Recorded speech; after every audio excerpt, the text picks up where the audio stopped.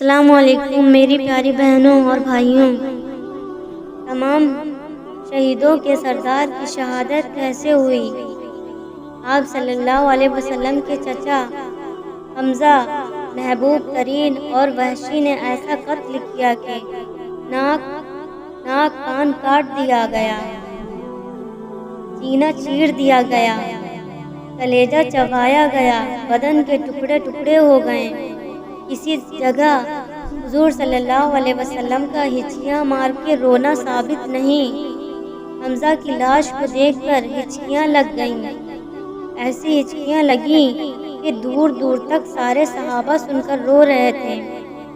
اتنے میں جبرائیل علیہ السلام آ گئے اور آپ سے کہا، یا رسول اللہ صلی اللہ علیہ وسلم، اللہ تعالیٰ کہہ رہے ہیں آپ صلی اللہ علیہ وسلم کا رونا ہمیں اچھا نہیں لگ رہا ہے، آپ صلی اللہ علیہ وسلم سے کہہ دو صبر کریں۔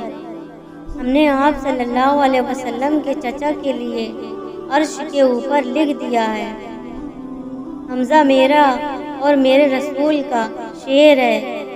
70 دفعہ نماز جنازہ پڑھی اور پھر جب حضور اقدس صلی اللہ علیہ وسلم عہد سے فارغ ہو کر مدینے کو چلے، آپ صلی اللہ علیہ وسلم کے خاندان میں سے کوئی بھی ہجرت کر کے مدینے نہیں آیا سوائے حمزہ اور علی اور عقیل کے، باقی تو کوئی نہیں تھا، نہ عورتیں تھیں نہ مرد تھے۔ اور جب مدینے میں داخل ہوئے تو گھر گھر انصار کی عورتیں اور مرد اپنے اپنے شہداء پر رو رہے تھے۔ اللہ اکبر!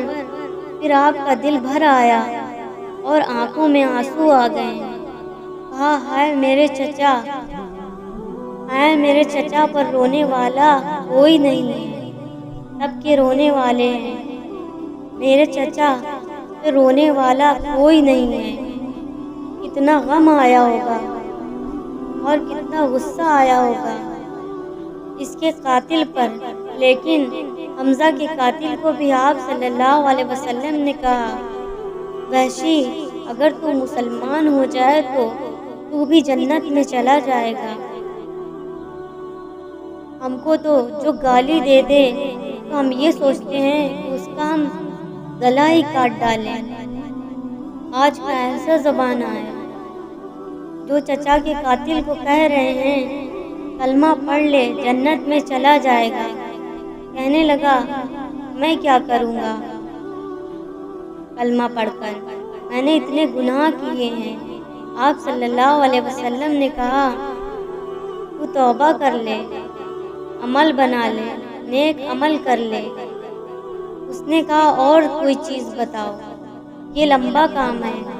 فرمایا، میرا رب کہتا ہے شرک نہ کرو، باقی سارے معاف کر دوں گا، جسے چاہوں گا۔ ساری قرآن کی آیت ہے۔ اس نے کہا، جسے چاہے معاف کر دے، پتہ نہیں مجھے معاف کرے کہ نہ کرے۔ پھر چوتھی آیت پڑھ کے سنائی، میرا رب کہتا ہے میری رحمت سے نا امید نہ ہو، توبہ کرو، ساری معاف کر دوں گا۔ کہنے لگا، یہ ٹھیک ہے۔ طائف میں اسپیشل آدمی بھیجا وحشی کے لیے کہ تو جنتی ہو سکتا ہے اگر میری مان لے۔ اب وہ وہاں سے چہرہ چھپا کے آیا۔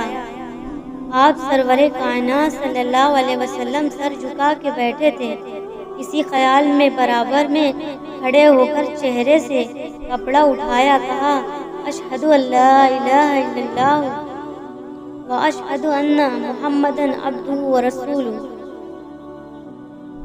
جب چہرے سے کپڑا ہٹایا تو صحابہ نے تلواریں نکال لی اس کو قتل کرنے کے لیے۔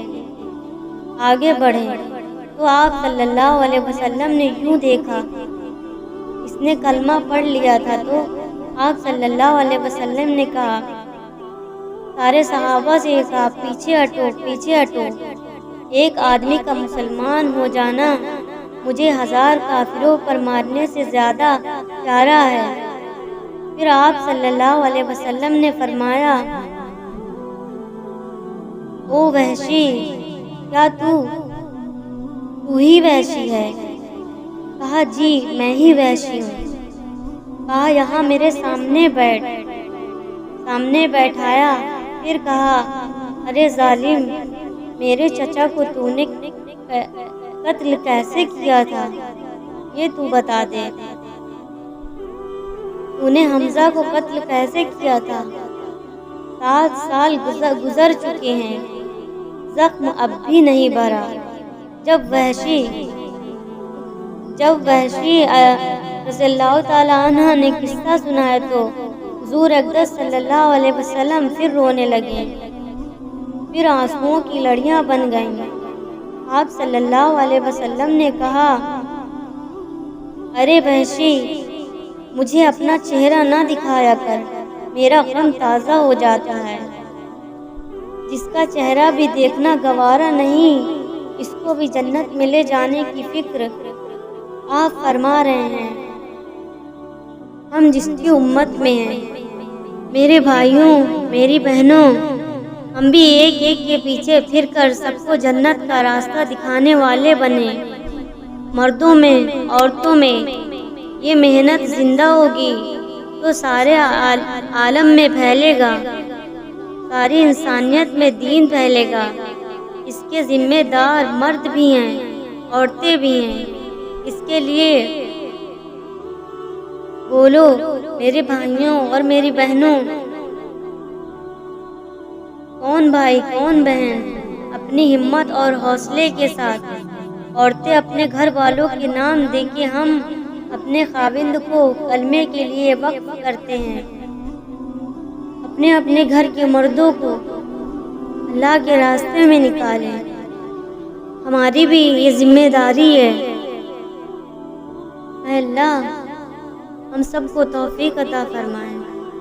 اے اللہ ہم سب کو نیک بنائیں۔ اے اللہ ہر مسلمان بندے اور بندی کو نیک بنائیں۔ اے اللہ ہم سب کو نمازی بنائیں۔ آپ سب لوگ اللہ سے عہد کریں، انشاءاللہ اب سے نماز نہیں چھوٹے گی، نماز پڑھنے کی کوشش کریں۔ آمین ثم آمین۔